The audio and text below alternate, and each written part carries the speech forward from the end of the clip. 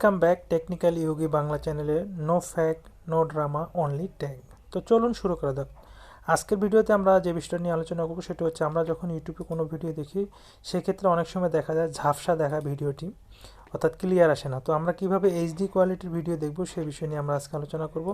তো এইচডি কোয়ালিটির ভিডিও দেখার জন্য আপনাকে যা করতে হবে তেমন বেশি কিছু করার দরকার নেই। আপনি যখন যে ভিডিওটি প্লে করবেন তখন দেখার টাইমে আপনি যদি ঝাপসা দেখায় অর্থাৎ ক্লিয়ার না আসে, তো সেক্ষেত্রে আপনি জাস্ট একটা জিনিস করবেন, দেখবেন আপনার ভিডিওটির একদম টপ কর্নারে একটি 3 ডট মেনু অপশন আছে। সেই 3 ডট মেনুতে ক্লিক করবেন। করার পর এখানে মোটামুটি 4টি অপশন আসবে। সেখান থেকে আপনি যেটি কোয়ালিটি একটি অপশন রয়েছে সেই কোয়ালিটিতে ক্লিক করবেন। কোয়ালিটিতে এখানে ক্লিক করলে দেখবেন অটো 144p, তারপরে যে 144p, 240p, 360p, 480p। তো আপনি যদি এখানে লাস্ট যে অপশনটি রয়েছে 480p, তো এখানে আবার অনেক সময় আছে 8040 দেখায়। যদি ভিডিওটা এইচডি কোয়ালিটি ভিডিও আপলোড করে থাকি ইউটিউবে সেক্ষেত্রে 8040 দেখায়।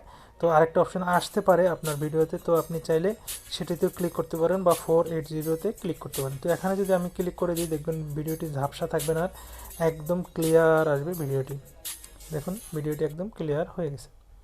তো এই ক্ষেত্রে আপনার একটি জিনিস, যদি আপনার ইন্টারনেট স্লো থাকে সেক্ষেত্রে কিন্তু আপনার ভিডিও আটকে যেতে পারে।